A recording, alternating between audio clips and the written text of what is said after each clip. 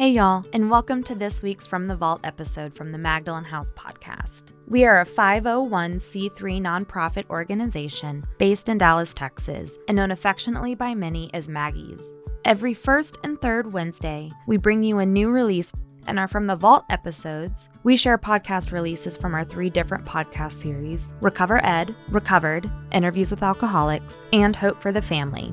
Our podcasts aim to connect, inspire, and educate alcoholics, loved ones, and the community to the Magdalen House and the services we offer. We are so glad that you're here. Thanks for listening. My name is Tina Shuey. I'm a very grateful recovered alcoholic. I am a Maggie's girl. I did go through the house. I am a part of the Magdalen House recovery community for women. I want to say, first of all, thank you to Maggie's for asking us to do this workshop. You know, it's quite humbling, but I do want to say I always have a few kind of my own little stipulations and like things to kind of set the stage a little bit. I don't want you guys to think for a minute that Laurie and I are perfect representations of what this program looks like. We, like every other family, are perfectly imperfect. We are going to let God use our experience and our stories and go through the book with you today. So just like if either one of us were to tell our stories individually, I'm going to say, if you hear something or you feel like you can't relate to something that we're saying, that's okay. But if you do, that's cool too, because that doesn't necessarily disqualify you from being able to learn something from this experience. There's something in here for everybody, right? We always say, and we, you know, maybe you haven't heard this said before, but everybody could work the steps, right? Everybody could get some freedom like this program offers. But the cool part about it is that the family gets to recover. And I am such an advocate for family support. And I've already going to warn you guys, I've already brought my tissues because we were drunk, right? We were drunk. We got to go off to another place at our little happy drunk places, and the family members didn't always get to do that. And so you guys deserve freedom just as much as we do. And being able to see, you know, Laurie grow and her life has been such a blessing. And so anyways, but I also want to say that we are going to go out of the big book. Mine looks a little different because it's got hardbound, but it's a blue book. Sometimes the wording in this book can be a little hard to understand. And so we get that. And so we're going to break it down for you today. So if you have a book, grab your book also. Would just like to tell you a little bit about myself, unless you want to go ahead and say something. You go first, yeah. Okay. We're both going to tell you a little bit about our history, kind of get you up to speed and like how we got here. The book tells us that we tell our stories in 3 parts: what it was like, how we got here, and what it's like now. And so we're going to kind of weave that into this portion of it so that you get to know us a little bit better. Alcoholism is a self-diagnosis disease. And so I can't say that I had any family members that were alcoholic because no one ever told me that they were. But I can tell you that I grew up in a home that had heavy alcohol use. I decided by the time I was age 10 that everything in my life was going to be great. I was going to have a fantastic life because I was surrounded and had lived so many nightmares as a result of growing up in a home that was dominated by alcohol. And so as a little girl, I remember sitting on the floor, and I remember the moment that I decided that I was going to be different than the rest of my family. I remember that I did not want to repeat anything I had learned. One way or another, I was going to be different. And I didn't know how that was going to look, but I knew that I wanted to have a family. I knew I wanted to break the tradition. I wanted to break the chain of all this destruction, and little did I know how God was going to do that, right? And so I had my first drink when I was 9. And even at that time, I couldn't see how my solution was still the same, even though I was expecting different results, right? So I went on to have my first drink at 9 and went on to graduate high school. And I was the first in my family to graduate from college. That was pretty cool. But it was then, like college years, I really thought that everyone drank like me. I couldn't quite see it yet. And I still had a lot of self-will. A lot of self-will. Got a job, was super, anxious about working and starting what was life look like. But I quickly got a career counselor. I got a mentor, someone that's going to show me the ropes on how to go and have a career like I've always seen people do that I really wanted. And so found someone who was fantastic, and I had a solid career. I spent my 20s working really hard. And then one day somebody said, hey, there's this nice guy whose girlfriend broke up with him. We ought to set him up with somebody. And I was like, oh, that's me. Set him up with me. And so I went on to meet the father and marry the father of my children. And I'll tell you, alcohol is definitely a solution for a lot of things that because I started to get way out of my comfort zone, right? And so I'm thinking I'm drinking because it's hard to be a wife. It's hard to try and start being a mom and all those things. But it came to a point where I don't know exactly when it happened. I'm pretty sure it started to happen after I had Ryan, but then it definitely happened after I had Megan, and I needed to go drink. I just needed to drink. And so also in those years, I had come out. That's definitely part of my story. And so I just want to address that right away, because people always ask that question, like, how did you go from being married with 2 kids to being with Laurie, right? And so I needed to get going. So alcoholism definitely took me, and I left the home. I left them safe with their dad, and I just went out and started doing a lot of drinking, causing a lot of damage, doing a lot of bad things. And I always say that God sent me Laurie because there was a hard job to do. And I always tell people she's my angel, because one day I was laying in bed and I was really, really, really hungover, and I was about to go get a drink. And I got this Facebook message from her, and she said, I don't know if you remember me, but we used to work together. And I was like, oh, I remember you. You're cute. And you don't know what I've been doing. And you're like a new fresh start for me. I can drink, right? Do what I need to do. And I already knew from following her on Facebook that she had like a really good heart. And I was like, oh, she's a really good catch too, you know? And so sure enough, I mean, that's how God sent me my angel, right? That was strong enough to do the hard stuff. And so we proceeded to start a relationship, and I drank the first 2 years of our relationship, and it was terrible. I mean, it was a really hard experience, I know, for her. And it was, I'm sure, quite eye-opening. Okay, so my name is Laurie, in case y'all didn't realize that, and I am a volunteer at the Magdalen House. I went to the Magdalen House to drop Tina off. We started going to meetings there, and it's one of those things where they always say how the women never leave once they go there. I can't leave either. And it's mainly because of what they gave me and the way I felt when I walked in the door. Now, as far as my story goes, before I tell you this, I want to tell you that it has a happy ending. So don't be sad when you hear these words. But I was 6 years old, and my brother would have been 2. I have 2 brothers, but this youngest one was 2. And my mom, this was a long time ago. Everybody knows how old I am, right? So my mom had one of those phones where it had the longest cord, like literally, it was attached to the wall, and then you could just walk all over the whole house with this cord. And so she had started loading the dishwasher, and then I guess she needed to leave the room to go and do something in another room, but she left the dishwashing soap right there. And my brother walked up and thought it was candy and ate it. Next thing I know, we're at the hospital. My dad met us there, left work, and we waited there in the emergency room, and the doctor comes out, and this was a long time ago, and he came out and he said, I've got some really bad news. Your son's not going to make it through the night. He ate the dishwashing soap, and we're not going to be able to save him. He said that in front of me and my other brother, and I remember being overwhelmed with like sadness, but mainly scaredness, if that's a word, like, because I felt like my parents had one job, and it was to keep us safe, and they'd already failed.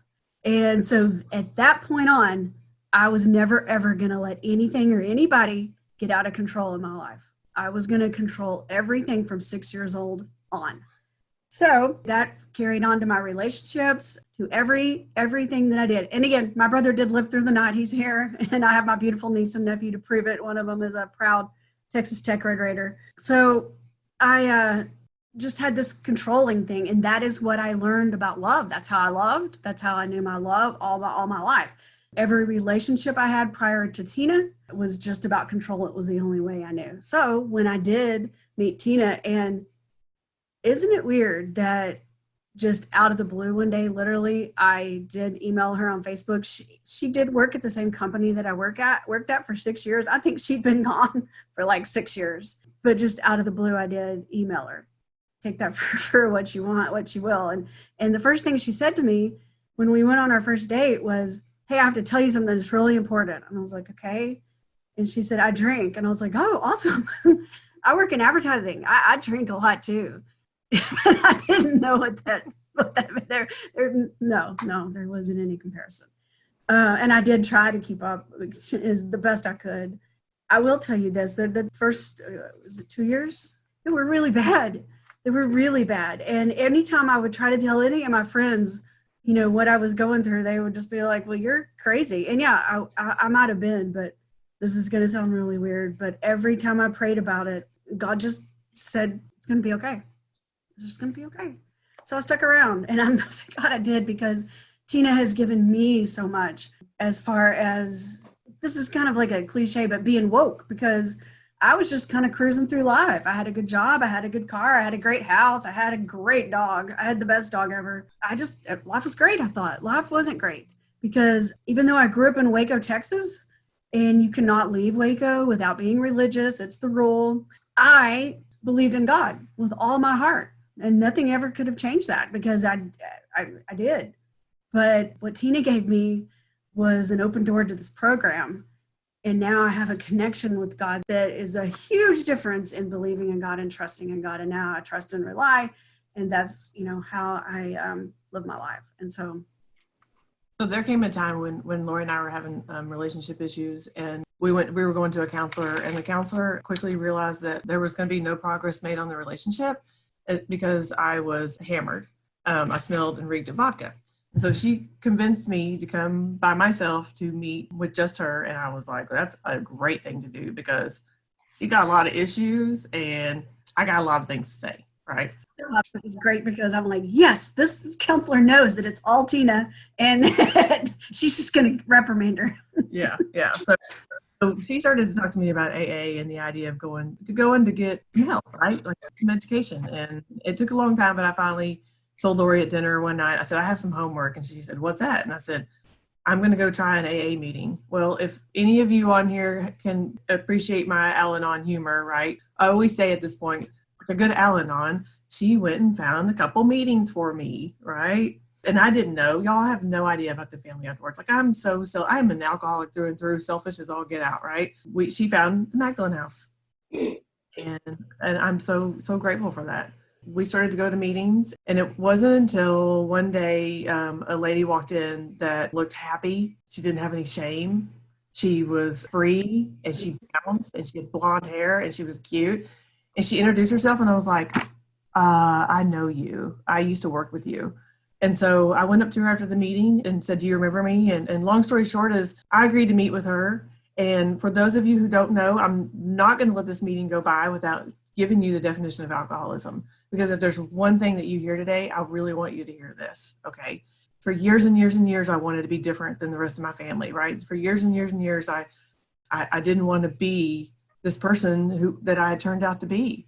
And so in her meeting that I heard that day, she talked about how she drank with her kids in the car. She loves her boys more than anything. And that was not enough for her to stop drinking. That every day she would wake up and swear that today was going to be different, that she would be able to start at 5 and go to bed at 10 like everybody else. And just all those things that if you are an alcoholic or you love an alcoholic and you've seen like that real serious desire, like, because it does turn. There's a moment where it turns, right? Where we go from like just being totally inconsiderate with our drinking to like really afraid that it's got us and we don't know what to do. And with all the willpower that got me through to this point in my life, I'm thinking my willpower is going to get me through, right? Anyway, so I agreed to meet with her, and she told me the definition of alcoholism. And it's a 2-part problem. The book says, we of Alcoholics Anonymous are more than 100 women who have recovered from a seemingly hopeless state of mind and body. And so right there, I'm finding out that alcoholism is a 2-pronged problem, okay? I've got a body problem. When I put alcohol in my system in any form, whether it be vodka, wine, bourbon, mouthwash, hand sanitizer, vanilla extract, all those things that we do, right? It kicks off an allergy. An allergy is simply just an adverse reaction. It means that my body is going to react differently. So if you have an allergy to, say, strawberries, right, are you able to control the reaction that your body has? No, I am unable to control the reaction that my body has to alcohol, and that is in the form of a craving, okay? Not like I'm craving some chocolate. It's like 1 equals 2, 2 equals 10, 10 equals 15. And if you've ever seen the Maggie's video, you hear me talk about that. Because to me, it is like, if we're an alcoholic, if you've had this happen to you before, it's so much relief to know that you don't have control over how much you drink, because your body needs more and more and more and more and more and more. Like my body, it's 10% of the population of people that have this alcoholic bodies, right? So if I know that if I put it in my body and 1's going to equal 2, 2 is going to equal 10, 10 is going to equal 30, and I'm going to continue to have all these bad things happen, then stop, just stop, right? Well, that's where the second part of this comes in. I've got a mind problem, right? My mind tells me that if I go put my hand on a stove, it's going to hurt like hell. You know, all of you, go stand up and put your hand on the stove, or go stick your hand in a fire. Are you going to do that? No. You all are going to think I'm crazy if I tell you to do that. My mind tells me that it wasn't that bad.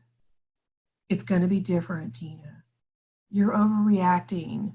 It's her problem, not mine. It's because she's behaving badly. It's because I had lost the job, or I got the job, or the kids don't love me anymore, or that the kids love me, or we made dinner, or we didn't make dinner. I mean, it doesn't really matter. My mind is always going to tell me that it's okay. The book says the main problem of the alcoholic centers in his mind rather than in his body. And that's why this disease is chronic and progressive. We're talking about serious business here, you guys. If you love an alcoholic, or if you're an alcoholic, it's only a matter of time before this thing progresses and you are unable to call your numbers, and you're unable to trust your mind. Those are just the facts, you know. There's different varying degrees of it on scales. And so that woman on the porch that day, when she told me what the definition of it was, I cried like a baby, because I was like, that's it. That's the only thing that's wrong with me. All these years I've been wanting to be different. And now I know, you know, but that wasn't the end of it, you guys. Actually, that was like, it took me like another 4 months to actually try to stop, because I was that girl that said, I'm never going to stop drinking. And so I needed to go try to stop drinking. And that's where, thankfully, this woman had become a part of our lives. She started to educate Laurie on what it meant to be a family member. And that's why this workshop's so important, you guys, because there is a place for family members. Because I'm now, right, educated. I know that I have to live a life to deal with my chronic disease. And it's legit. While it doesn't just get me off the hook, because that's not how it works, right? So thankfully, we have a whole chapter on the family afterwards. And so today we're going to go through that. And just quickly, let me go over, yes, the blonde, perky lady did help me a lot. But a lot of things at this time when she was telling me didn't make sense to me. First thing she told me was that if Tina wanted to drink, I needed to get in the car and drive her to the liquor store. And I had spent the last 2 years trying to keep her from drinking. So that was my first thought, where I was like, okay, this is not go well. She also told me not to go to meetings with Tina, because this was Tina's program. And I don't think she really understood how invested I was in this, and that I honestly felt like this was my job to keep Tina sober. As a matter of fact, when she got out of Maggie's, I thought that me and this crazy blonde lady were just going to do this together. Like, we would just meet and have maybe some Excel spreadsheets. That's what I do every day, so I'm used to that. And we would just keep up with, Tina's progress through that. That's how the lady helped me the most, that I needed to get over on my side of the street and find a way to stay there. So anyway, that's what I just wanted to add to what you. And just so you guys know, I just want to tell you that the lady that we're referring to is the woman that's in the picture. When Nina asked me, what picture do you want to use to reflect and advertise this workshop, I'm like, it's got to be the one with Lisa, because this is not a self-help program, you guys. For years and years and years, right? I'm trying to fix myself, and I'm not realizing what my problem is. And even when I get here and I figure out what the definition is, I've got to have a sponsor. I've got to have someone, because this thing convinces me that not only am I now right, I've got this just right. I've got all the tricks of this thing down, right? I got to have someone that holds me accountable, that's constantly guiding me back to the program, constantly guiding me back. Because this, like I said, the family afterwards, if you are in a relationship with someone that is an alcoholic, this thing doesn't ever go away. If I stop working my program, or if I stop calling my sponsor, the progress that we've made goes backwards. And I do want to say that, like, even though Tina and I are in a relationship, like Tina was saying before, this is about the family afterwards. So you don't just think of it as, oh, I can't relate to that because it's my daughter that is the alcoholic, or my dad. Though you'll be able to relate to this chapter. And also, please feel free, if you need more help after this, like with your particular situation. I have someone in my life in every single area. Someone that has a daughter, someone that has a sister, a dad, a mom, a husband, anything. So please feel free to reach out anytime. Absolutely. And I also wanted to say this to the Maggie's girls. And here's the thing, just because I have someone who's joined me on this journey, I can guarantee you that it probably, my life wouldn't look the same. I always say I give all the credit to how my life looks to family support, because they have given her the tools to work this program with me. But if you don't have that, and if your person doesn't go on this journey with you, it's okay. Like, that's not a loophole, okay? I don't want anybody sitting in the house thinking, oh, well, you know, my husband isn't going to do this, or my wife isn't going to do that. Well, that doesn't matter, because we'll get to that part in the book where it talks about that it doesn't matter. So we're going to get going on the book. Okay, so I'm going to start because this still goes along with that crazy lady that I like to talk about, who, by the way, is one of my favorite people on this earth. I like to call her the crazy lady, though. Okay, so the very first paragraph, we're on page 122. And this is talking about successful readjustment when the family, and so if everybody has their book, if you could turn to that. Successful readjustment. Okay, so they talk about the women folk, and everybody knows that this book was written back in 1939. And most of the people that were alcoholics were men, and there were two men that kind of pioneered this book, I guess.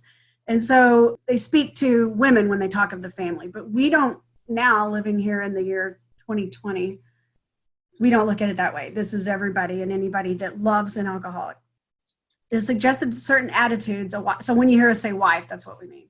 Certain attitudes a wife may take with a husband who is recovering. Perhaps they created the impression that he is to be wrapped in cotton wool and placed on a pedestal. Successful readjustment means exactly the opposite. And that's what I wanted to tell you. When I first met Lisa, she seemed so harsh. You know, she was like, baby her, don't do this, don't do that. And that's because Lisa reads and follows this book and she knows. And I didn't know, because I was just an idiot I honestly, before I'd ever talked to anybody, the day that Tina got out of Maggie's, I'm surprised I didn't have pillows following her around, like making sure she didn't fall. I was so scared that somebody was going to talk to her and say something wrong. I mean, here, all this time I've been trying to get her sober. She's sober. And now I just had to do everything in my power to keep her that way. And I was so scared. And there wasn't family support per se back then. That's why I did lean on Lisa a lot. It says all members of the family should meet upon common ground of tolerance, understanding, and love. And this involves a process of deflation. Remember, I didn't have any issues, so why are we deflating me? But come to find out, I did. The alcoholic wife, his children, his in-laws, each one is likely to have a fixed idea about the family's attitudes to him herself. Each is interested in having his or her wishes respected. So one of the things that my sponsor told me a long time ago was, you have to change your expectations of that the family's going to be. And I honestly felt like the minute Tina stopped drinking, everything was going to be great. We were just going to go and get jobs, and we were going to live in the suburbs and have these kids and co-parent with their dad, and everything was just going to be amazing. But if you just listen to what I just said, it was all what I was saying, okay? And what my motives were and what my idea of a family was. And that is the thing that I believe is so important they're starting out with in the Family Afterwards, is that everybody has to adjust their attitude. And what it is that my sponsor said to me was, if Tina was in a car wreck and lost one of her legs, let's just take alcoholism out of it, and she came in and she couldn't walk because she only had one leg, would your expectation be that she could walk on two legs? No. So that's just common sense. So none of this is common sense. That's why they wrote this book. And it goes against what you think, but we have to deflate and change the way we think. It doesn't mean the world revolves around Tina. It means we adjust our attitudes. Which, I mean, I'll be honest with you, as an alcoholic, that's such a relief to hear that they're teaching the family members how to have some grace, right? Because the reality of it is I've walked out of the house. I have a new tool chest, right? This is my new tool chest that I'm learning how to use. After 2 weeks of being at Maggie's, I didn't know how to use it quite yet. And they say working this program at home is like the hardest place to work it, because there are all these expectations and there are a lot of, well, okay, you're better. You went and got some treatment, you went and got fixed up, now you're better. But I have been living a life with alcohol. I've been living a life literally centered around booze. I don't know how to think about you. I don't know how to think about her. Everyone's pissed off at me, and everybody just wants everything to get back to normal. If you know anything about the program, like I've embarked. I literally, like it says, everyone, if you work the steps, the minute I walked through the house, I had a huge spiritual awakening, and I was different. And so the first time Laurie came to visit me in the house, she was kind of looking at me. And the first time I saw Lisa after I went into the house, she was like, "Hey," and I was like, "Hi," and she was like, "Well, hi," and I was like, because I was an angry drunk. It's amazing how out from the outside it would make total sense that you would think that everything's just going to be okay and we can move on. So I'll be honest with you guys. When I got out of the house, I had no idea that there was like this whole chapter about the family afterward. But if you look at the name of, and I always find it's fascinating, like the titles of the book, it's the family after, right? It doesn't make you any promises. And so the whole premise behind this chapter, after studying it for the past couple of weeks, it gives you all these different scenarios. And so we'll go through the ones that pertain to us, but certainly I recommend you guys read this chapter. It's really fascinating, all the different scenarios that it goes through. Laurie had mentioned that family members needed to kind of, at the very beginning of the chapter, says our women folk have suggested, and that's the family members, certain attitudes to take when the husband is recovering. I mean, right there, it's setting the stage for like, let's reassess things, right? Let's revisit. On page 123, it says, family confidence in dad is rising high. The good old days will soon be back, they think. Sometimes they demand that dad bring them back instantly, right? Like, let's make it all normal. I got to tell you guys, family members don't really realize that we do a lot of things drinking to basically kind of get our way. And so Fun Tina came out when I needed to get everybody distracted. I used to go look for reasons to drink, and they would have fun, okay, while I drank. So when they were looking for Fun Tina to show up, well, Fun Tina wasn't going to come around like she did because I wasn't trying to like create smoke over here while I was lighting fire. But they don't get that. They don't understand that I was so manipulative. I was creating those fun lives because Laurie said to me one time, she's like, "Man, where's Fun Tina? She used to be fun." You were a lot more fun when you were drinking. But what she didn't know is I was manipulating her, And so now we're getting real. Now we're like dealing with real life, So yeah. But I was manipulating you too, because I needed to control you, and you were so much easier to control when you were drinking. So don't worry, guys. I always tell this joke, and the book challenges us. Like, if you don't know your truth, go try some controlled drinking. When I read that part of the book after I got into Maggie's, I kind of laughed. I was like, yeah, I liked to do the controlled drinking with this one, because she'd say, let's have, we're going to have just 2 martinis tonight. And I'd be like, that's a great idea, because y'all, she couldn't last past 2 martinis. She was passed out after 2 martinis, and it was perfect, because then I could go on to drink. I'd be like, okay, let's try some controlled drinking. And then the next night, I'd be like, okay, so maybe those martinis didn't work out. Yeah. Let's just have wine tonight, Yeah. Yeah. So I always had some ideas. Yeah. But I was such a fun person to be around when I was drinking, that when she would try to control my drinking, that just meant that I would stay up all night long and be waiting for her when she got up in the morning to go to work. Drinking. So anyways.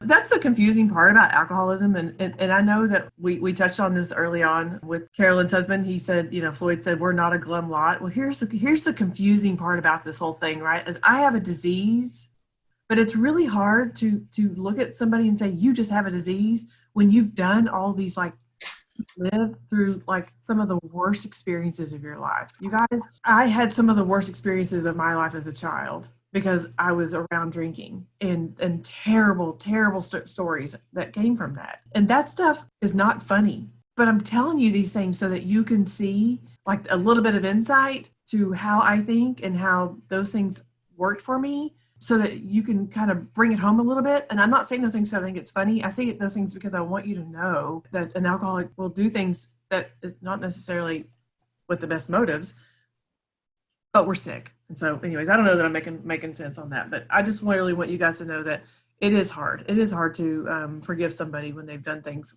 and just say, oh, it's just a disease, On the bottom of page 125, it says on here, and I want to say, and this is really kind of the part I wanted to hit this home. It says, we alcoholics are sensitive people.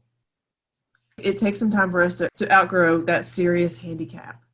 Y'all, here's the thing. The book says we're sensitive, but the reality is I've just had like my shield taken away, like my armor was booze. And so I don't necessarily think of myself as being sensitive. I think of myself as being super vulnerable and learning how to walk again and learning how to live life again with all these new tools that I've got to learn how to pick up. And so I think it's really cool that the book says that, but it calls it a serious handicap. Because to treat me like I am sensitive and walk on eggshells around me, that's not going to help me at all. You know, life's going to happen on life's terms. And learning how to use this program inside the home is actually one of the best places to learn it, even though it is really the hardest. So, can I go back to 124, where kind of the theme of this, when I think about this, are the things, and I should have just named this, the things that Lisa told me. The other crazy thing she told me was that you'll see, Laurie, one day that everything that you and Tina have gone through, mainly that Tina has gone through, is going to become the family's greatest asset. And she might not use those words because I'm reading the book right now, but she was like, it's going to be the greatest thing. And I just remember again, I'm like, this lady, I'm going to have to really think about that. But this is exactly what the book is talking about here, where it talks about, you know, the alcoholic's past becomes the principal asset of the family, and to forget it, to say we're just going to forget everything that Tina did and act like it didn't happen is selfish.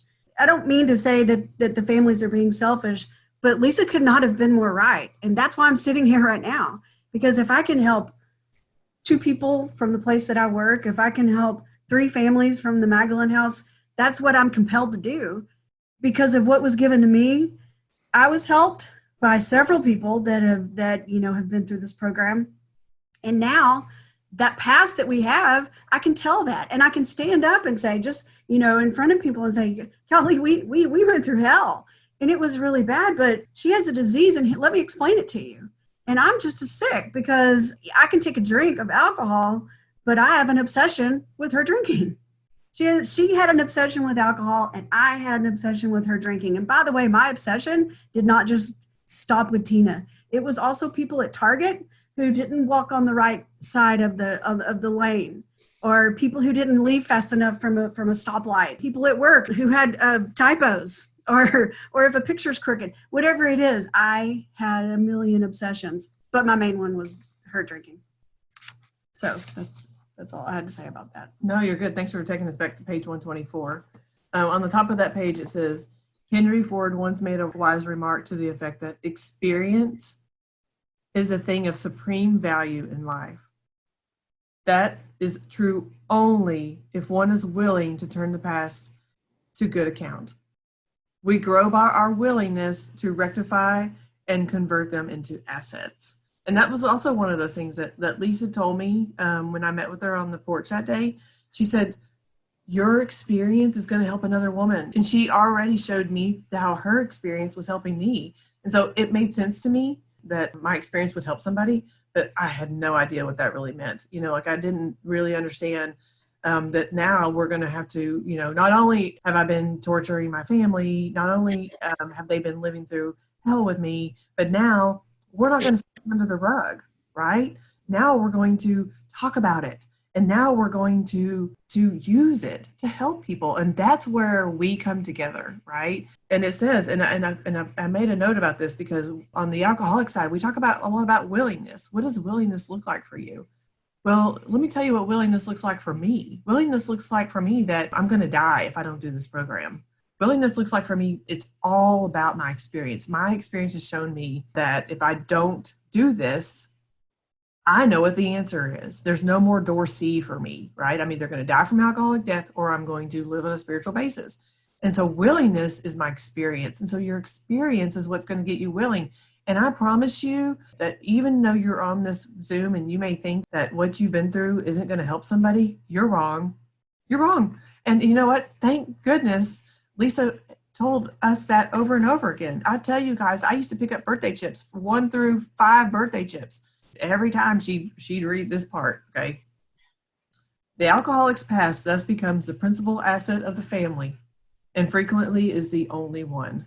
And for a long time, I'm not going to lie, I was like, why does she keep reading that? You know, why? Why does she keep reading Crazy that? lady. And by the way, we don't really think she's crazy. No. She's a part of our family and we love her dearly. But yeah, it's because our experience coupled with the program, right? Like the program, and it's already telling you, hold on, there was a part in here I was going to read. Let me go ahead and just keep reading. The painful past may be of infinite value. Like, no, there's no measure to it. To other families still struggling with their problem. We think each family has been relieved owes something to those who have not. And when the occasion requires, each member of it shall be too willing to bring former mistakes, no matter how grievous, out of their hiding places. Showing others who suffer how we were given help is the very thing which makes life seem so worthwhile. The cool part about this is the thing that I loved that I saw in Lisa right off the bat was that she had no shame, right? We have so much misinformation out there about alcoholism. And that's why I, if nothing else, I hope that you understood the definition of it, because there's so much confusion about the disease, and there's shame and there's stigma. Everyone thinks it's a behavior problem or it's a moral problem, or just terrible people, or you live under a bridge, or you've lost everything, or all that kind of stuff. That's not true. And so it's definitely a shift in the way we look at it, right? There's absolutely no way we would be sitting here telling you our stories, going through this book with you, if we didn't think it had value. And we know now from experience that it does. It helps families. And I get to watch Laurie help families, so that's pretty cool. And so just to wrap up on 124, if anybody, Diane will know this, but anybody that I study with, I always say, this is one of my favorite parts of the book. And there's about 300 of those favorite parts of the book. So this is one of them. So we cling to the thought that in God's hands, the dark past is the greatest possession you have, the key to life and happiness for others. With it, you can avert death and misery for them. I love that, just because we're in God's hands. I trust that. I know that. When I was going to the church in Waco growing up, I did believe in God. I prayed every day and I loved it. But I never thought about being in God's hands. And now that's what I do cling to every day, every chance I get.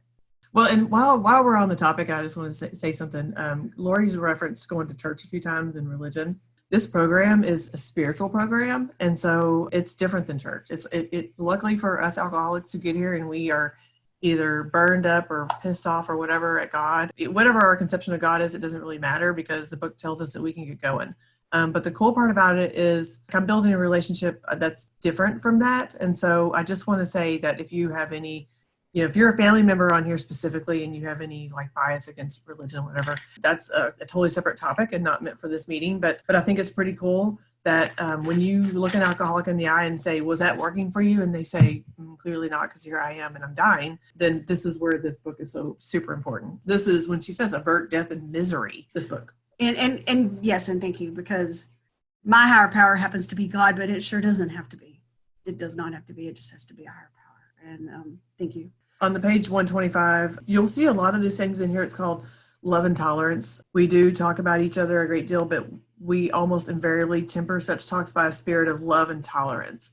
And so that's going to be kind of the theme that you guys are going to see throughout this whole chapter. I noticed it. We've, on the alcoholic side, and when we study the book and other parts, it says love and tolerance is our code, because I have been selfish for a long time and I need to know the basics. And that's like 101. And it's a theme for this chapter for sure. Well, and we also have, and I think that goes for even larger families. And I hear this a lot in the family support meetings when we'll have, the aunt comes in and she's like, well, I called up my sister and her brother and my granddad and my cousin, and we all decided that, Billy Bob is drunk or whatever, who it is.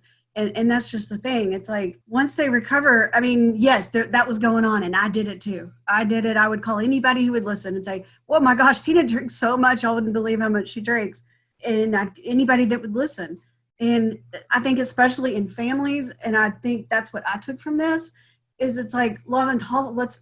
These people have a disease. We both had a disease, but let's be love and compassionate.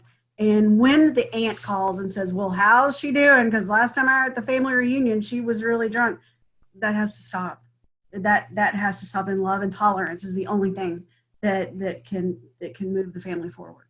I do want to point out this part. For some reason, this struck me when I was reading through the book, and because I want to make sure that even when you're hearing, this might be some new messages for you. On page 125, there's a paragraph that says, another principle we observe carefully is that we do not relate intimate experiences of another person unless we are sure he would approve. So I just want you to know that there are definitely boundaries. We're not just out blasting, if we talk about somebody else, we have their permission. And there's certain people that give you kind of, like if you're in there's certain people that I know, like, for example, I'm talking a lot about Lisa. She's talking a lot about Lisa, but we have her permission. She's given us carte blanche. And if you know Lisa, that's not a problem either. I just wanted to say that there are definitely some boundaries to this, and we are to observe I wouldn't those. stand up in front of the family support meeting. Here are the 12 things that Tina did when she was drinking. But Tina has given me permission. If it's going to help another family member to talk about my experience and maybe top line of hers. Yeah. And the same goes for me too. Okay, let's go over, if you're following us in the book. Well, it's just, this goes back to at the bottom last paragraph on 126. Sometimes mother and children don't think so. Having been neglected and misused in the past, they think father owes them more and they want a fuss made over them. They expect him to give them the nice times they had before he drank so much and show his contrition for what they suffered. But dad doesn't give freely of himself. Resentment grows. He becomes still less communicative. Sometimes he explodes over trifle, and the family is mystified. I can't tell you how many times I was mystified. They criticize and point out that maybe he's falling down on his spiritual program. So this all goes back, in my mind, to expectations. So Tina had a spiritual awakening as a result of these steps. I saw it happen in my own home. I saw God. I saw the obsession removed. If someone would have told me 8 years ago that Tina was going to be sitting here leading a session on anything, unless it was how to make a martini, I would have said crazy. I would have never thought she would have stopped drinking, because she told me I'm never going to stop drinking. When she got sober, we all have these certain expectations. Okay, she's on a spiritual program now. So when she got cranky with me or the kids or the dogs, I'd be like, oh, wait, you're supposed to be spiritual. We're just mystified. And that's where it goes back to what I was talking about at the beginning about deflation, because I'm supposed to be spiritual too. And I'm supposed to have, well, first of all, I'm grateful that she's not drinking. And especially in the first year of sobriety, convalescence, I was practicing that word yesterday. They say they're still going through this, and we need to be grateful that if they're smoking or cussing or doing other things, okay, that's fine. Just right now they're not drinking. And just have grace. Now, 7 years into it, I don't expect Tina to start smoking anytime soon, but I sure don't judge her program, and she doesn't judge mine. And we work really hard every day to have grace with each other, and that just still goes back to the expectations. And I think that's what that paragraph's about. Okay, guys, so I'm going to kind of bring us back here a little bit and just remind you that as an alcoholic, I'm dealing with a chronic progressive illness, right? Always worse, never better, and there's no cure. And so I have to continue this program for a lifetime. And in the next couple of pages, it goes on to talk about, like I said, these different scenarios. My family is going to want me to get the job back. They're going to want me to start paying for part of the bills. They're going to want me to, start doing some of the responsibilities that I had kicked to the side. But the book tells me, and this is something else that goes against what you think is normal. In the middle of page 127, it says, for us, material well-being always followed spiritual progress. It never preceded. So the thing that we talk about on the alcoholic side is you're going to die if you don't work your program, right? Because that's your experience. And that's a blessing, because now I know I have a solution, and I know that it needs to be priority number one. But that doesn't necessarily resonate with the family members. They don't necessarily understand that I've got to go carry the message. I've got to go to Maggie's. I've got to go to Homeward Bound. I've got to go to Turtle Creek. I've got to sponsor women. I've got to be available. And I'm, like a new duckling that can barely walk, and I'm trying to figure out how all this works. And so I'm super unbalanced. I'm trying to figure out how this works in my life. But the cool part about their experience, right? The experience that was so hard for everybody is that they know that if I don't do this, what's going to happen too, right? So my experience is when I would need to go to Homeward Bound on a Sunday night in the middle of, like what would now be like a perfect night to have family dinner that I've always dreamed of having, right? Like Sunday night was, as a little girl, always wanted to have family dinner on Sunday nights. Okay, I just did. But you know where I was going on Sunday nights? I was driving to, I live in McKinney, you guys, and I was driving an hour plus to South Dallas to go to Homeward Bound to carry the message, because that's what I had to do. The book talks about put your program first and everything else falls behind it. And it's not what you would normally think of it as, right? Again, though, that's why experience is so important. And if you don't have, and here's the thing, if you don't have that experience and you don't have that support at home, it's okay. But if you are family members here and you're hearing this and you are getting an opportunity to see how you can support your alcoholic, then hopefully that helps. Okay, so at the bottom of 127, each member of a resentful family begins to see his shortcomings and admits those to others. He lays a basis for a helpful discussion. I found my solution in Al-Anon. And it's funny because this was the one time I think Lisa was wrong, but not really. Because she told me not to go to meetings with Tina, but I did. And I followed Tina to every meeting. And every time I would walk past that silly Al-Anon room, there was an Al-Anon room right beside there, I would hear people laughing, and I would just kind of walk fast because I was like, look, I don't know what they have to be laughing about, because I have a very big job keeping Tina sober and making sure that she reads this book and studies it. And so I would just keep walking past the room until about the third time I couldn't stand it anymore. And I remember the night I said, hey, Tina, I think I'm going to go into that Al-Anon room tonight. She was like, really? And I'm like, yeah. She goes, okay. She was really happy to get rid of me. And I went in there, and I believe I see my friend Diane there. I'm not sure if she remembers this. I was the angriest person because I did not believe that I needed help, that I needed any sort of help. And so I sat in the first 3 meetings just really angry. And anyway, long story short, that's how I found my solution. By these ladies, we went through the same shipwreck. That's what they call it in the book. We're shipwreck survivors. So we were able to walk in together and say, hey, hi, I've been through what you've been through. And I called Diane and any of the other people that do the family support with me, I call them my sisters. So yes, we were resentful, angry family members, but then we came around to admit our shortcomings. And that's what started, and that's what I love about this. It laid a basis for a helpful discussion, which to me is just a bigger way of saying that it opened up something in our family. You know, it helped to show our family that we could survive. And my focus, instead of being on Tina's drinking, which had been for many years, that was my focus. I couldn't think of anything else. Just like she couldn't think of anything else but alcohol, I couldn't think of anything but what she was drinking. My focus now became my lane. In a loving, caring way, I was in my lane and giving her space to do her program and being as supportive as I possibly could. On the page, bottom of page 129, kind of in the middle of that very last paragraph, it says, even if he displays a certain amount of neglect and irresponsibility towards his family, it is well to let him go as far as he likes in helping other alcoholics. During those first days of convalescence, this will do more to ensure his sobriety than anything else. So they're educating, right, family members on letting them know that, like, I got to go do this. Though some of his manifestations are alarming and disagreeable, we think Dad will be on a firmer foundation than the man who is placing business or professional success ahead of spiritual development. So right there, it's telling you, right? Here she has been trying to get me sober, right? She's been trying to do everything she knew in her toolbox to get me to stop drinking, and it's not working. You're beyond human aid. Yeah.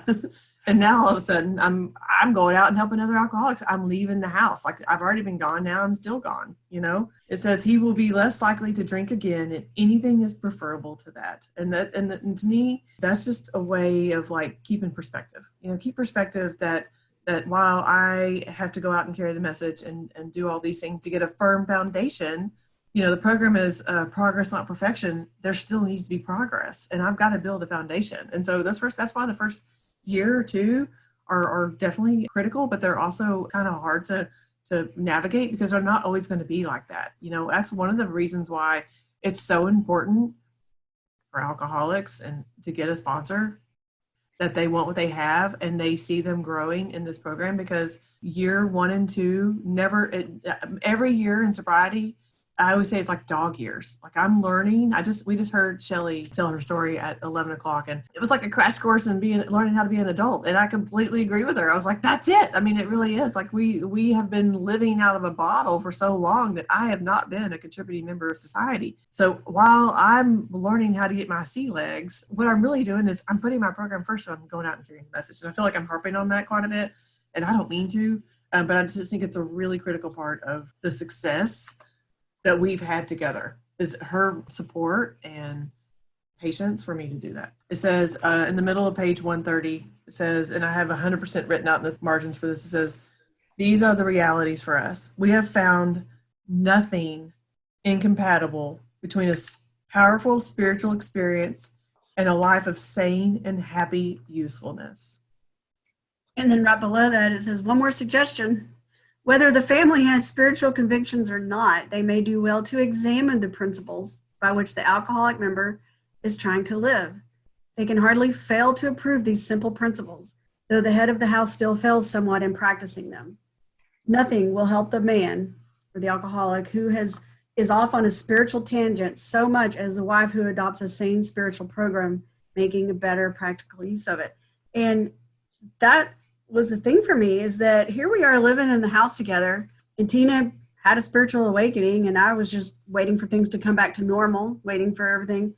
But I noticed all of a sudden she was praying, and she had this connection with God. And I was like, and again, goes back to Waco, like, wait a minute, I'm the one from Waco. I am the religious one in this family. It just came down to I wanted what she had. I wanted that too. Thinking that I had it, I didn't, because I went to church, it didn't matter. I needed to trust and rely on a higher power. It is such a peaceful feeling to know that again, I'm in God's hands. So, like I said in the beginning, it's not that we have the market cornered on solid relationships, because we certainly, we're human. Anytime you get humans involved in anything, it's not going to be perfect. It says on page 131, in that first 4 lines down, it says, Father, which is the alcoholic, coming suddenly to life, often begins to assert himself.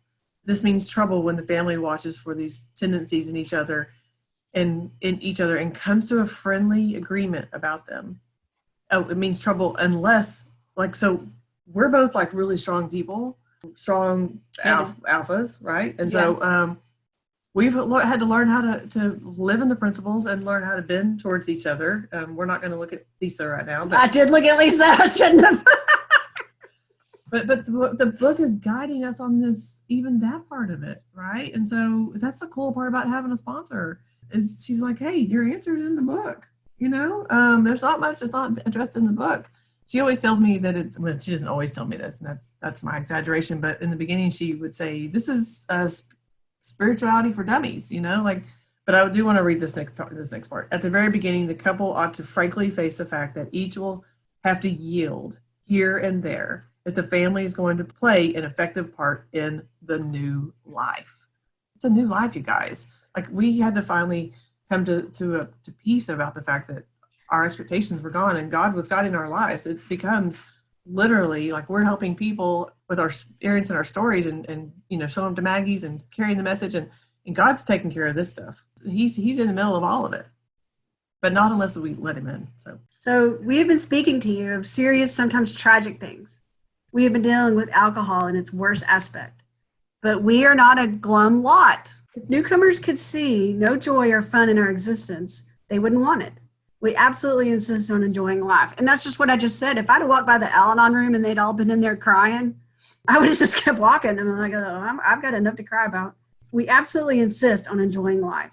We try not to indulge in cynicism over the state of the nations, nor do we carry the world's troubles on our shoulder. And I felt like that's what I did forever. I was like, all of a sudden, all of Tina's drinking and all of that was on.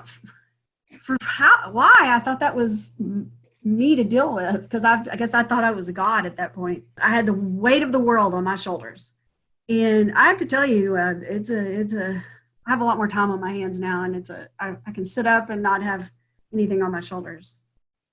And I think I wrote in here a long time ago, it's not my job to get her sober anymore.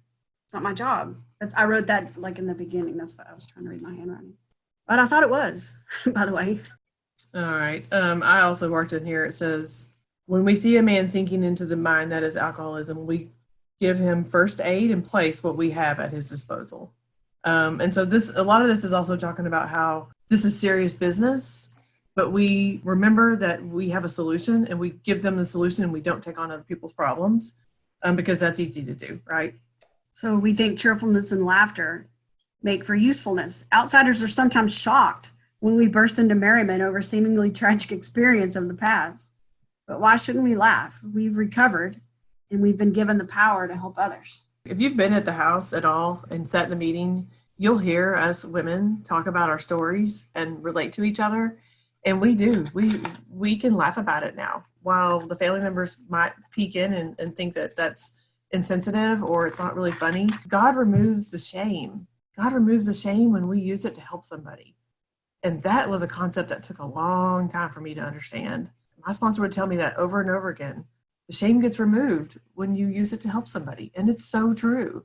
And so when you're sitting there as a family member thinking that, no, nothing I've ever been through is going to help somebody, or I'm never going to tell anybody what she did or what he did because it would ruin my status in the community, or they wouldn't think the same thing about me anymore. But I just heard, for some reason, I'm referencing the speaker before this, but she talked about, she's like, I've never shared something before when someone hasn't said to me too. I'm so glad you mentioned that because me too, right? We're all human. And it's a huge responsibility to, as an alcoholic and as a recovered family member, to talk about these things, because if that woman hadn't walked in and been so open about her experience, I don't know that I'd be alive, honestly. And if she hadn't worked with this one to get out of the way and let me do my thing, I don't know that I would be here. And I feel that strongly about it. And that's usually where the tears come. So 133. Okay, so everybody knows that those in bad health and those who seldom play and do not laugh much. So each family play together or separately as much as their circumstances warrant. We are sure that God wants us to be happy, joyous, and free.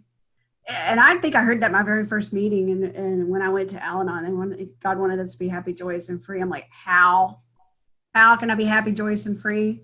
But it's all written out in here. I got it now.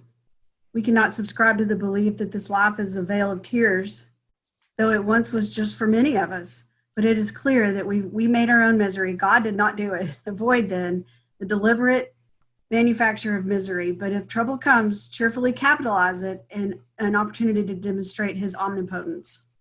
Omnipotence. Oh yeah, I practiced that word. We practiced that word. Sorry.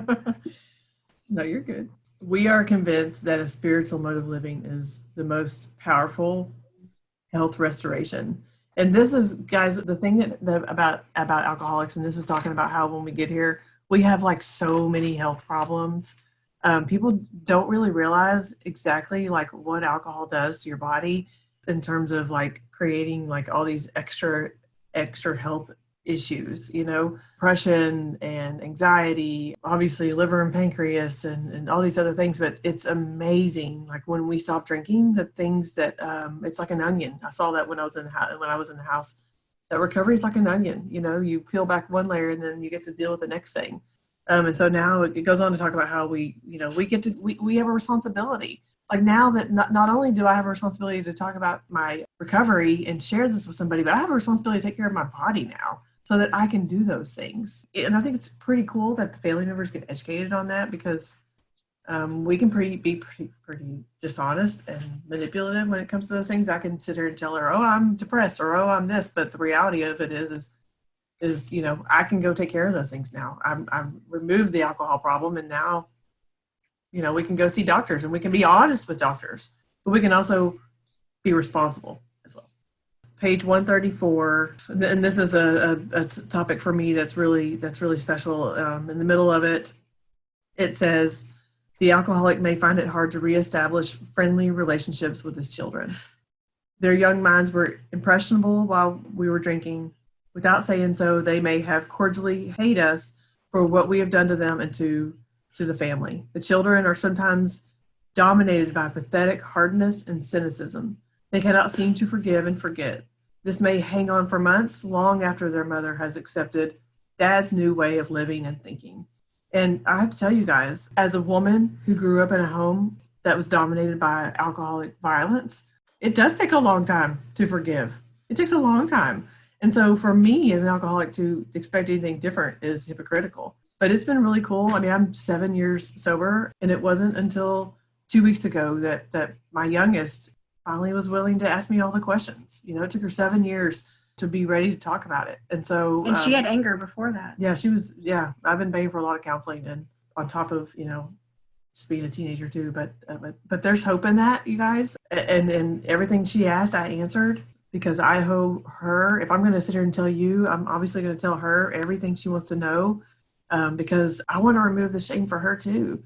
And it wasn't until she opened that door for me to talk to her and to answer her questions was she ready to do that. And so one of the questions that I get quite a bit is, how do you deal with your kids? Well, it's their lives. Like, we have to recognize that alcoholics, everybody has their own experience with this, and they come to it at their own time. And so, just like the family members or, like it talks about here, be patient. Everyone has to be patient, love and tolerance, lots of love and tolerance, because it's not always on my time. It's just not, I'm not running the show anymore. I'm a tornado. Tina is a tornado. Yeah. When Megan used to show, that's our daughter, when she used to show her anger towards Tina, I would ask Tina and I would say, can I just go talk to her? I just want to go talk to her. And she'd be like, no, she will talk to us when she wants. And I burst into tears the other night. Of course, it was after I went to bed, because I go to bed real early. And they have this whole life after I go to bed, everybody. Yeah, she said that Megan just came to her and started talking, and it just gave me chills. I loved it.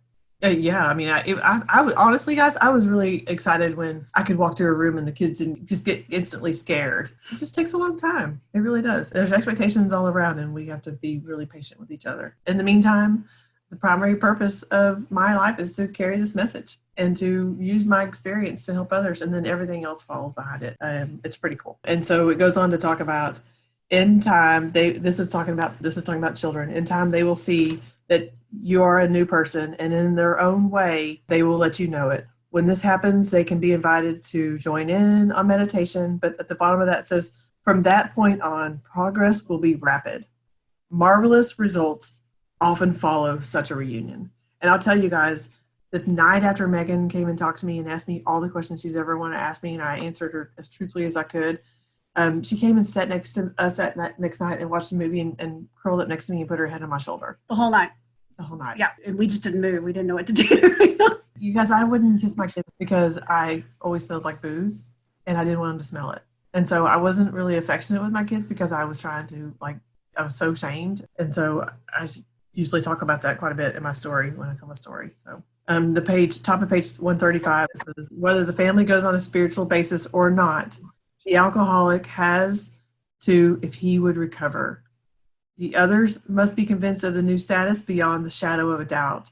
Seeing is believing to most families who have lived with a drinker. This, I want to point out, for me, is important because I want to reiterate on the alcoholic side that just because your family member doesn't join you and you don't, your life doesn't look like this, and we all have different stories. We all know that what has got us here is all different, but we all know we have the same problem, the same solution. It's the same thing here, okay?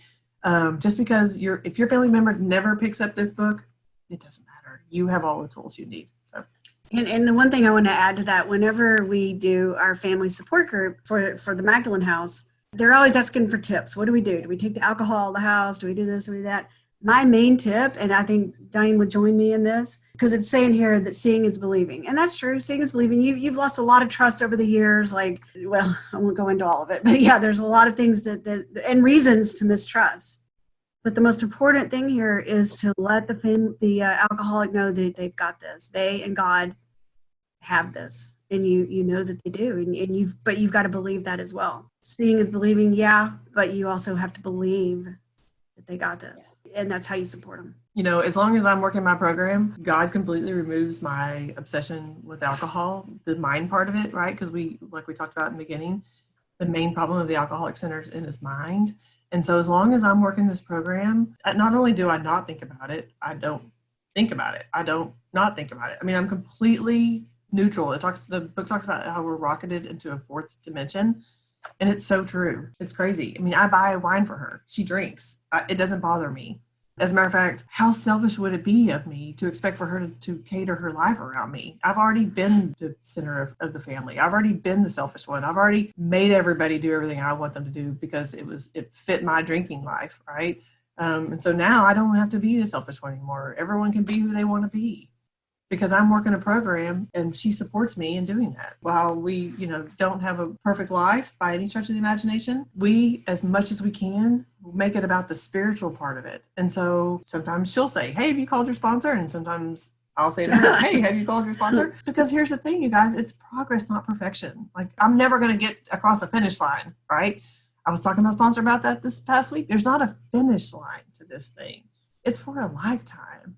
And the cool part about it is if you're following any of the principles that you learned out of this chapter, you learn how to be graceful. You learn how that you get some perspective, and you're just grateful that, quite frankly, I'm alive, right? Quite frankly, that she's still with me. Quite frankly, that the kids still even want to be in the same house with me. It's a beautiful, beautiful thing. So, at the end of the chapter, they have these sayings, and those are all really nice. But I think the most important one for family members is live and let live. That's exactly what you need to do. I'm going to live my life.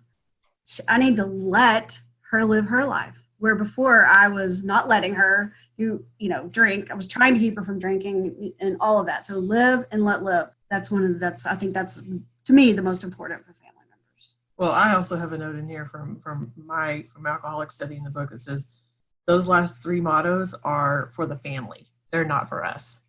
First things first. First things first. I know that. Like that is my program. My first things first is that I am this, right? It's funny. Priorities. Live and let live. None of this applies to me. You gotta live and let me live though too. Well, I just want to say thank you again to Maggie's for letting us do this. It is a recovery community, and by the word community, it means all of us, right? For one alcoholic, there are so many people that we've hurt and touched, and everybody, even whatever that ring of association is with that alcoholic, everybody deserves freedom. Everyone deserves to be educated, and everyone deserves to find out where their lane is. We all have lanes to be in. Anybody on the alcoholic side knows that I'm a huge supporter of the family support group, because family members come and they're confused and they're burned up and they're scared, and being able to hear her do Zoom calls on Wednesdays since we've been home on quarantine, it has been so cool to hear how these families support women and the men. There's not really a man right now, but I think it's mostly women. But y'all, they are sharing their experience and they're giving these families hope, and it is amazing. I have so much respect. Let's open this up. Does anybody on here have questions for us? I'm JoJo, alcoholic. This was wonderful. I'm in the middle of amends. And I had a family member on page 124. It says the alcoholic's past thus becomes the principal asset of the family, and frequently it is almost the only one. And then down further, cling to the thought that in God's hands, the dark past is the greatest possession you have, the key to life and happiness for others. With it, you can avert death and misery for them. So, yes, since I've been doing this program, my connection with God has grown immensely. And I wanted to do this workshop before I make my amend to, well, I say it's making amends, but it's my resentment to a family member who sexually abused me when I was a child. So I'm in the middle of doing that. I will make a phone call because they live in New Hampshire. What I'm getting from this is, and it's hard for me to talk about it. It's hard for me to talk about it at any of these meetings, but I know that through God, with his will and my prayers to him, that I will do it, and it will relieve me. This happened when I was 8 years old, so I'm 60 years older than that now. But I know that I've carried this with me my whole life. This was not the reason that I drank. It certainly has weighed heavily on my soul and my heart for all my adult life. So I'm trying to find a question here. Hang on. But what I get is that through my experience and sharing my experience with others will help someone else. And of course, that's the goal here. And so I guess my question is, am I on the right track here? Wow, you know what? Here's the thing, JoJo. And it's just like my sponsor told me for so long that your experience is going to help somebody, you know? Yeah. And so your experience with all of this, no matter what it looks like, Right. and this is your experience, but everybody out there is going to have those things, right? Mm-hmm, that they don't ever want to bring out of the Right. closet to talk Yes. about. And there was actually Yes. one thing I will tell you that I was never going to talk about. And I did a fifth step recently, and I talked about it. And I was like, well, there you go. I knew eventually it would come out. It took me 7 years sobriety for that probably to be helpful to somebody. But that's the cool part about it is us. All of us are in this together, you know. And it's not necessarily. Right. So I'm proud of you. I'm proud of you for taking the action. It took this program to bring this all up, and you know, it surfaced, and I'm cleaning my side of the street, and that's a big bulk trash on my side of the street that I have. Good. Well, thank you for sharing that so that everybody can kind of see how the process that we go through on our end. We also had another question that is a big one. Yeah, that was big. The question was, does it work on the family side if the alcoholic is not recovered? And yes, it does for the family member. And I know several people that I am doing this deal with that their mom is still out there, or their family member, whoever it is still out there. Absolutely, there are people that can help. I can help. Lots of us can help, because the goal is for you to be happy, joyous, and free, whether or not your alcoholic is drinking or not. And let's be honest. I mean, I've got, anybody in here that has kids that's recovered, with teenagers or anything. I mean, I've got the potential of having an alcoholic child, right? And so I could be on the other side someday. I could be the family member. But I know, though, from working with the sponsor, and I highly recommend that you find somebody that can answer your questions for you. And I'm not, I do push sponsors on the Al-Anon, on the alcoholic side, but that other side is not my side street. But I recommend that you get someone, you talk to somebody about your questions. Well, and that's the beauty of family support. There's two different things. We have Al-Anon, and then we've got family support. And in Al-Anon, we do get sponsors, and we go through the 12 steps, and that's how I found my solution. That doesn't necessarily mean that is the solution for everyone.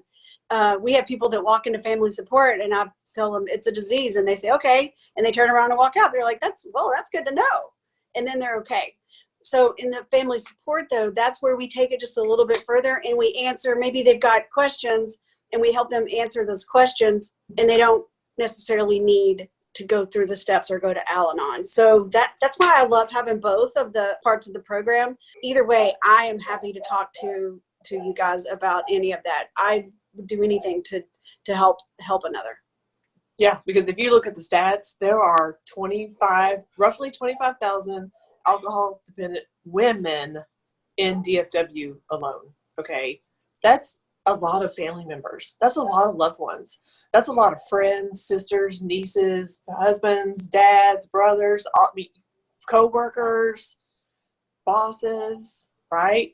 At some level, no matter where you are in this, you're going to come across someone who's going to either talk about it, or they're going to tell you that they're worried about somebody. And now you're going to be able to help them.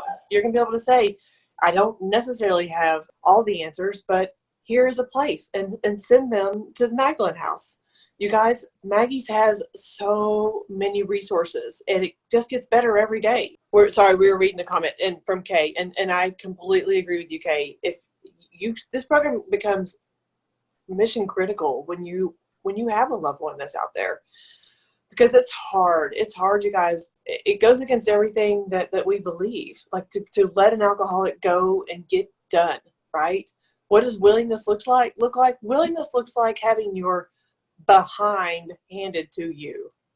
It looks like vodka. It looks like a lot of vodka for me. A lot of vodka. A lot of bad things. Looks like a lot of bad memories. Looks like a lot of bad, right? And so, in the meantime, family members deserve to be free. They deserve not to be obsessing about us or worried about us, or that, because it doesn't really matter. I'm not worried about her when I'm out there trying to drink. I'm worried about getting a drink. That's all I care about. And so it's an interesting approach. It's some people used to call it like tough love, right? Like, don't put up with their crap. Well, she stopped putting up with my crap, and I found out my truth a lot faster because she stopped making excuses for me. She stopped giving me like grace and lanes, and that's the part that is a little confusing. Yeah, and still talking about the unrecovered alcoholic. Like I said, we have several people that I do this deal with, and I just love to hear her talk about her daughter that could or might still be out there. Because what she says is she's learned grace, she's learned gratefulness through this program. For a long time, she looked at her daughter as just somebody that was drunk. That my daughter is not just somebody, it was her daughter that was drunk. And now she looks at, even if her daughter is drinking, she looks at her, there's so much more to her than that. And she's able to love her the very best she can, not just looking at the negative she wants to be called. I would love to say something, if you guys don't mind. Please. Yeah. One of the things that I've been talking about lately is that being in recovery for 11 years and my son came to be an addict. I tell you what sounds so easy on paper, and for me to talk about it for like every day for the last 11 years. And then my youngest son is living at the drug dealer's house, and I'm going to go there and get him. I mean, I've talked to Tina and Laurie, and I told Laurie, drive her to the liquor store. Oh, that's so, I'm so smart. That happens to my son. And I'm like, okay, screw that. You don't understand. I'm going to go get it because he's going to die. So literally, you guys, my sponsor was like, you do, and you will literally be a part of his demise. Even when I've got all of this information, knowledge, I don't have that experience. So I had to literally rely on my sponsor because it happens. Just when you think you know everything, you have this experience where I have to literally surrender to the fact to this woman who's in front of me who knows a lot more than me. And I have to take the action no matter how I feel. And it was one of the hardest things I've ever had to be through in my 55 years of existence. So you guys, thank you so much for doing this workshop. Relying on someone who has been there before you is critical, because just when I think I know and I've seen everything, you have this experience that God gives you that's always going to go, and it's always going to help another person, but it doesn't feel like it at the time. It feels like I was being punished. So it's real easy for me to say all that, but then when you go through the experience, you literally have to rely on someone who's been there before you and follow direction. And I just wanted to say that because it sounds like, oh, I know what the hell I don't know what I'm doing. I literally just follow the book, follow a sponsor's advice, and go and listen to a woman who's been there before me, who I want what she has. So I just wanted to say that this is harder than it seems. It's harder than it looks like, but the payout is really enormous. Thank you, Lisa. Mm-hmm. Thank you. Can I share something, ladies? Oh, yes. Hi, I'm Diane, and I really love what y'all have done this afternoon.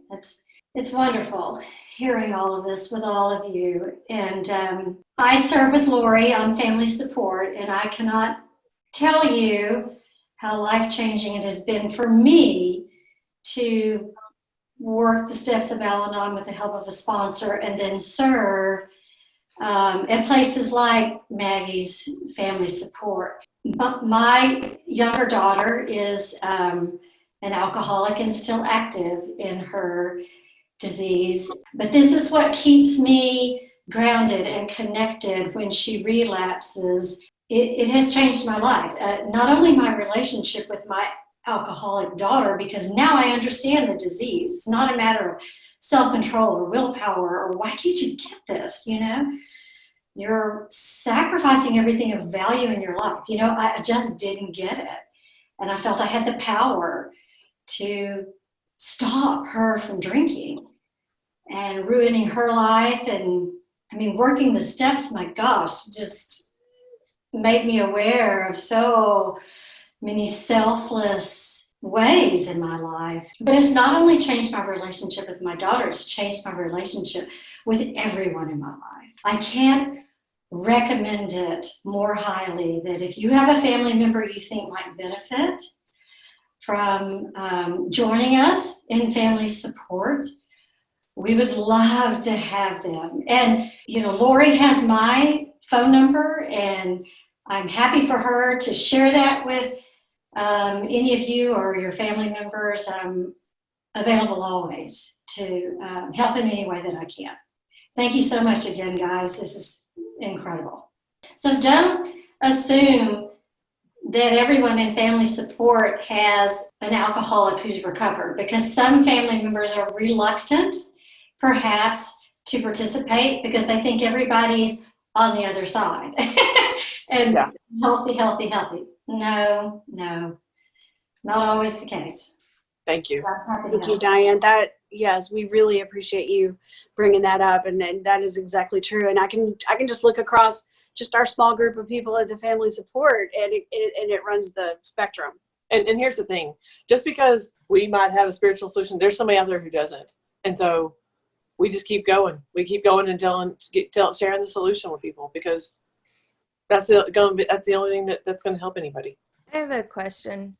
Is Sure. Al-Anon kind of the same thing as Codependence Anonymous? Al-Anon is for family members who have, well, I mean, it's all the same thing. I mean, 12 steps, you know, it might be a different, like they say think and I say drink, and I'm sure Codependence has their own spin on it, but there's a 12-step program for just about everything, right? Yeah, I wondered that because I have spent some time in that Codependence Anonymous, and a lot of people in there are in there because they're trying to overcome their desire to control a loved one in an addiction. But then there's also the side of it of people who there's no substance involved, and it just struggling with denying, you know, my own needs, or compulsively trying to fix or take care of somebody to make myself happy. And is that Here's the thing. I mean, I can help somebody that's had my experience. Like, I can't help with someone that has some other issue besides alcohol, right? And so whatever it is, you need to find that person that has that experience so that they can talk your language. Yeah, and I'm sorry, I had to step out of the room. Do you have any? She's asking about codependence. Yeah, that's the same thing. Yeah, well, to go to an Al-Anon, you would need to have to get qualified, the same as an AA. You would need to love an alcoholic or not love an alcoholic or know an alcoholic, but they do have meetings, Codependence, like Codependence Anonymous and things like that. Okay, so, yeah, that was my question, was like, is anybody welcome in Al-Anon? Like, do you have to have a loved one that's an alcoholic? No, I mean, nobody's going to check it, and nobody's going to ask you to walk in and say. You just have to respect the boundaries. That's all. Yeah, they're not going to say, you know, like, hey, what are you doing here? It is the same principles. I will tell you that. Yeah. And like I said at the very beginning, and Diane was someone that I had in mind. If you don't relate to exactly my story, like Diane has a daughter, we've got somebody across the spectrum, you know, that has somebody in every single that we can hook you up with if you just want to talk. And that's the beauty of family support, is you don't have to go through the steps. We can just talk to you and help you and kind of guide you. So please contact us or come to family support on our Zoom meetings on Wednesdays. That's kind of the beauty of the Zoom thing, you guys. You don't have to leave your house anymore. You know, we get to have these workshops and have so many more people attend. It's such a blessing. It's been so cool to see our recovery community rise up in these times. Women showing up to meetings and happy hours and all the things that Maggie's doing to keep us connected. And family support has been just as stronger than ever. So, any other questions? All right. Well, I think we are close to closing. I'm going to pull up my closing notes because I am a rule follower. Because Tina, left to my own devices, I am undisciplined. Thank you for joining us today. The Magdalen House Family Support Group meets virtually every Wednesday at 6:30 p.m. This meeting is open to any loved one or family members of an alcoholic or addict. For the meeting link or information, please visit the website under the Family tab. If you have questions or want to talk to someone, please email familysupport@magdalenhouse.org with your questions. The Magdalen House is a nonprofit organization helping women achieve sobriety, sustain recovery from alcoholism at no cost, and based on 12-step spiritual principles. Founded in Dallas in 1987, the Magdalen House remains the only agency in the Dallas-Fort Worth area to offer comprehensive recovery services without insurance or state funding, 100% free of charge. If you or someone you know is needing help, more information about our programs and services, including our daily recovery meetings, can be found at magdalenhouse.org. If you would like to make a tax-deductible donation to support the free programs and services provided by Maggie's, that we affectionately call Maggie's, you can donate by text and online. Please remember that while our services are free of charge, they're certainly not no cost, and there's definitely a cost associated. So if you're able to donate, please do. Thank you. Thank you, ladies. Thank you for the opportunity. We hope you've enjoyed this From the Vault re-release of the Magdalen House podcast. Tune in every first and third Wednesday for a new release from one of our 3 podcast series. To learn more about the Magdalen House and the services we offer, visit magdalenhouse.org or follow us on your favorite social media channels by searching for The Magdalen House.